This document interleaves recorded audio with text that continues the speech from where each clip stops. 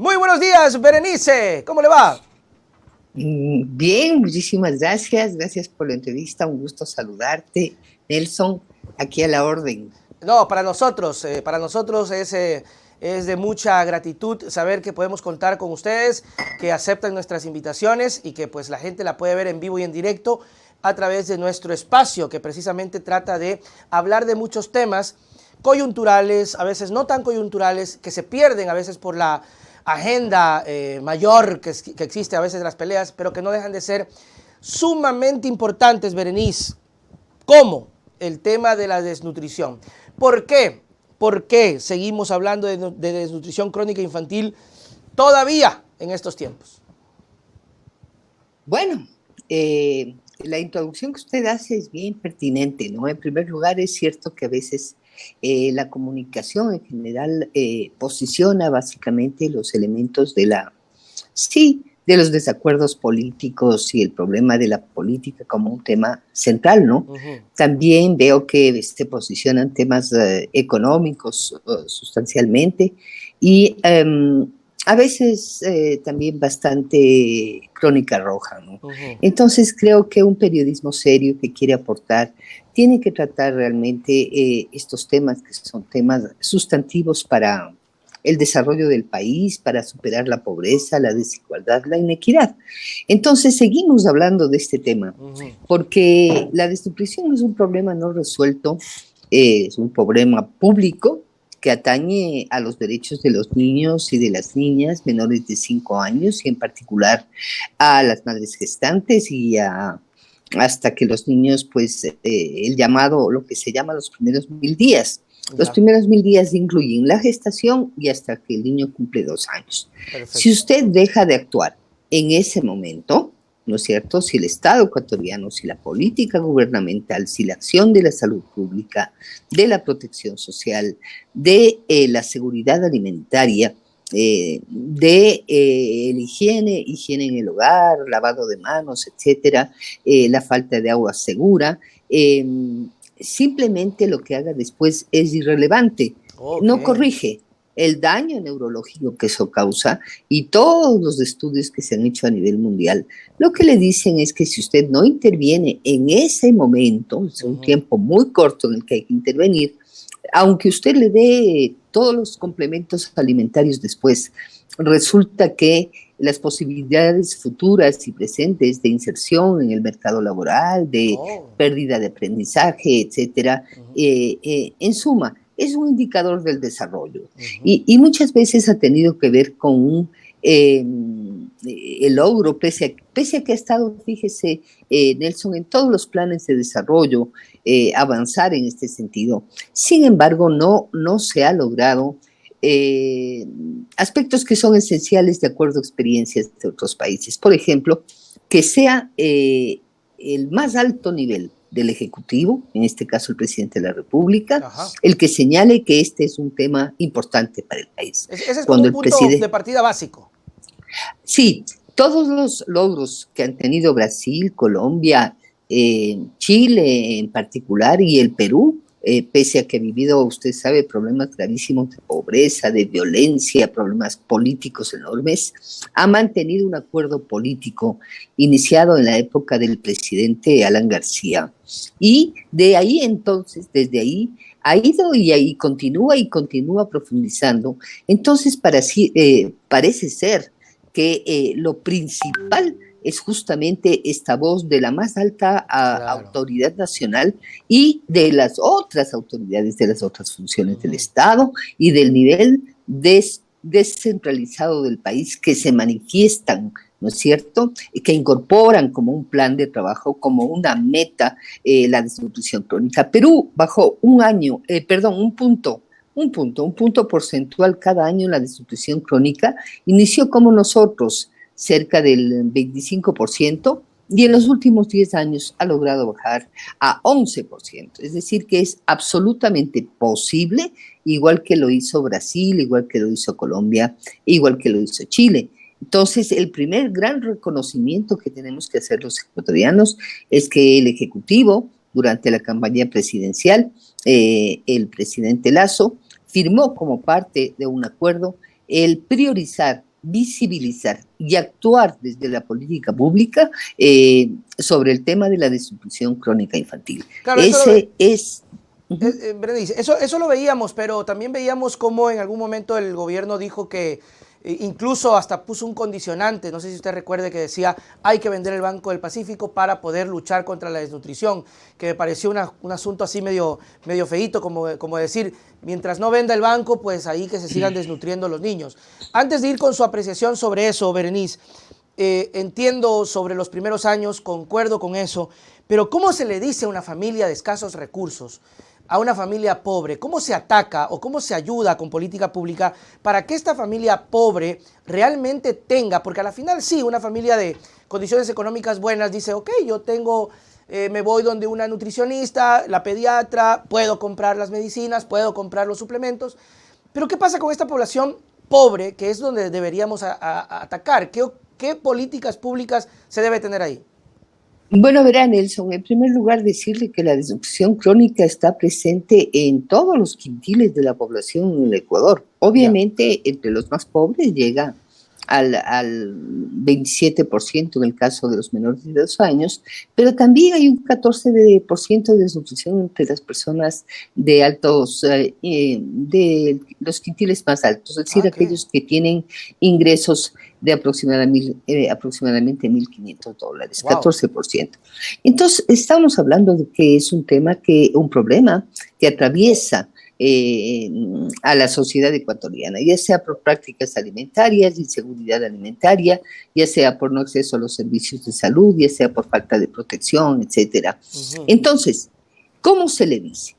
La desnutrición es invisible, es decir, las familias no logran ver que el niño está desnutrido porque hay una diferencia aproximadamente de 5 centímetros en la talla. ¿Ya? Desnutrición crónica se mide por la talla. Okay. Entonces, a veces es imperceptible. Por eso es tan importante la actuación en relación de la política pública de salud de control de niños sanos. El control del niño sano implica medir talla, medir peso, implica consejería nutricional, implica cuadro integral de vacunas pediátricas, que son fundamentales, implica dotación de micronutrientes, porque hay lugares en los que es imposible en la altitud, por ejemplo, en Loja, arriba, a los 2.500 metros, usted no produce brócoli, sino solamente digamos, papas, etcétera, que eso no, carbohidratos no ayuda, ¿no? Tampoco proteína. Entonces, la actuación del Ministerio de Salud Pública es esencial porque es la puerta de entrada al seguimiento nominal niño por niño que se debe hacer. Entonces, el sistema de salud pública tiene que operar primero de forma abastecida. ¿Qué pasa si la familia llega a la unidad de salud y no encuentra las vacunas pediátricas? Claro. Hace un par de semanas estuve en Guayaquil. Una madre que vivía en Flor del Bastión me decía que la forma de encontrar vacunas fue irse a Balsar. Dios entonces son obstáculos enormes. El desabastecimiento ha sido un factor gravísimo. No tuvimos vacunas pediátricas en el año 2021. La inversión anual es de $60 millones que se requieren y apenas invertimos 7 millones. Es decir, los niños...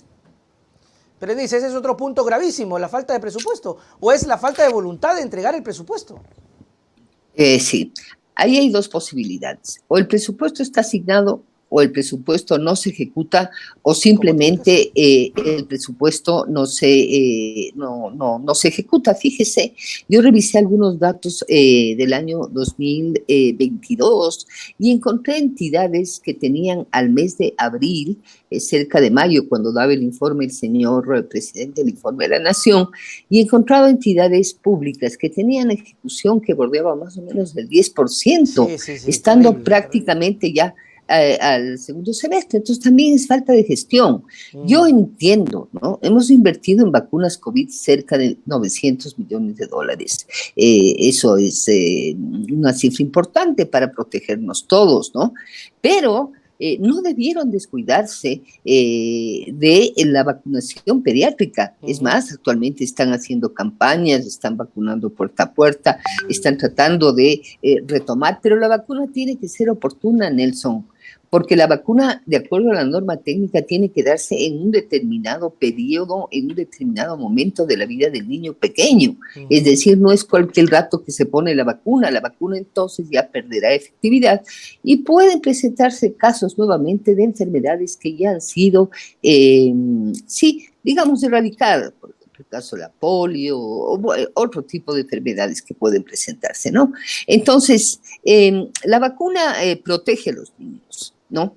El agua segura evita la diarrea, pero tenemos agua contaminada, menos del 35, más del 35% de los niños, estos municipios que gastan en adoquines, que gastan en bordillos, que gastan en, ¿no? Estos municipios se están olvidando de la competencia exclusiva que tienen respecto a asegurar agua potable y saneamiento a la población. Entonces el niño toma agua insegura y que no se clora tampoco, que no se trata. Las juntas de agua son cerca de 3.000 en el país, en los sectores rurales. Y ofrecen el servicio, la gente paga, pero nadie revisa la calidad del agua. Entonces, en ese tipo de circunstancias, la familia primero tiene que tener su libreta de salud y ver la evolución, ¿no? Pero de hecho, no estamos captando a todos los niños. Los informes del sistema, Nelson, los informes del sistema de la reportería, del sistema de vigilancia alimentaria y nutricional, apenas captan al 12% de los niños, por ejemplo, en la provincia del Guayas. Esto significa que usted tiene la desnutrición en Guayas, estamos hablando de cerca del 22%, simplemente le queda el 10% por fuera. Entonces, ¿de qué servicio universal y qué seguimiento nominal podemos hacer de cada uno de los niños? Y por lo tanto la familia no tiene la información,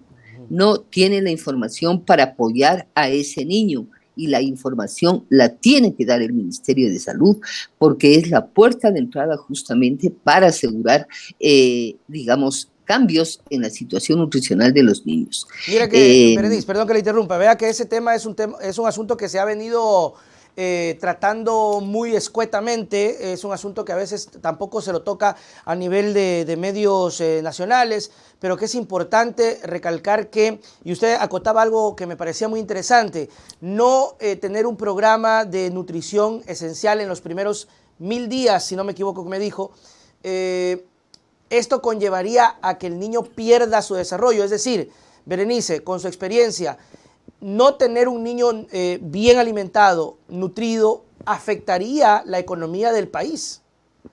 Claro, nosotros tenemos una pérdida importantísima del Producto Interno Bruto, porque simplemente ese niño no aprende en las mismas condiciones, ese niño no se inserta después en el mercado laboral. Hay estudios, ¿no?, longitudinales que se hacen en otros países, que siguen desde el embarazo del niño hasta que pues más o menos tiene unos 30 años, y van viendo el impacto de la desnutrición. Es un impacto de larguísimo plazo, porque el daño neurológico, ¿no?, la capacidad de conexión de las sinapsis y producir, digamos, la capacidad neurológica para el aprendizaje apropiado. El niño prácticamente al cumplir los 2 años, el niño tiene el máximo desarrollo ya neurológico cerebral. Okay. Eso es lo que ocurre. Entonces, si usted no nutre ese desarrollo neurológico cerebral, es ahí cuando el niño tiene la máxima capacidad y potencial para el aprendizaje. Entonces, después usted tiene justamente problemas en educación, lectura, matemáticas, todas estas cifras que andamos hablando del retraso que vamos a tener con la pandemia. A eso le tiene que sumar usted que los niños evidentemente no aprenden a leer, no entienden lo que leen, claro, tampoco entienden las matemáticas. Entonces, ¿cuáles van a ser las competencias laborales a las cuales podrán luego, digamos, vincularse al mercado laboral? Siempre en desigualdad de condiciones. Entonces, vea, además, la desnutrición no es algo que no es algo que pasa por ser flaco, ¿no? Porque hay gente que está gorda pero desnutrida. Sí, sí, sí, también la obesidad es el otro problema actualmente en el país.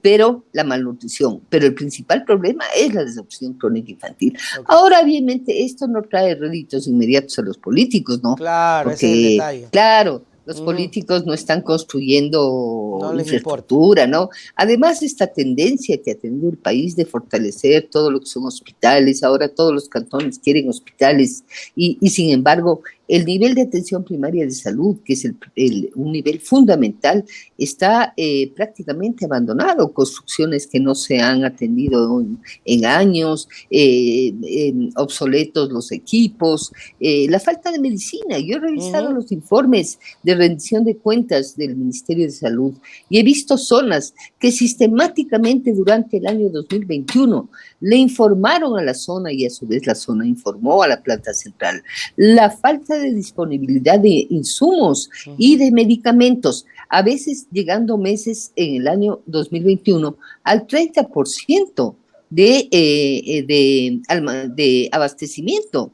Entonces, esto de no haber declarado a tiempo el sistema de salud en emergencia es parte de las dificultades que estamos teniendo. La gente ha perdido confianza en el Ujú. sistema de salud. No le queda otra que ir al sistema de salud. Y como me decían los médicos, vea, el problema es que hacemos buenos diagnósticos. El problema entonces es que la gente se automedica. El problema es que la gente está gastando de su bolsillo aproximadamente 50, $60 en salud mensuales, que es el Claro. mismo gasto de Venezuela Ujú. justamente por la falta de insumos. Si para un examen de Papa Nicolau la señora tiene que llevar los guantes, Chuti, entonces, qué vaina, ¿no? no, esto no puede ser Qué así. desgracia. Entonces, sí, Berenice, el sistema, sí. desde el MIES y desde su experiencia, ¿qué debería o qué se puede hacer? Por ejemplo, ya no se escucha y ya no se da el tema de la colación escolar, por ejemplo.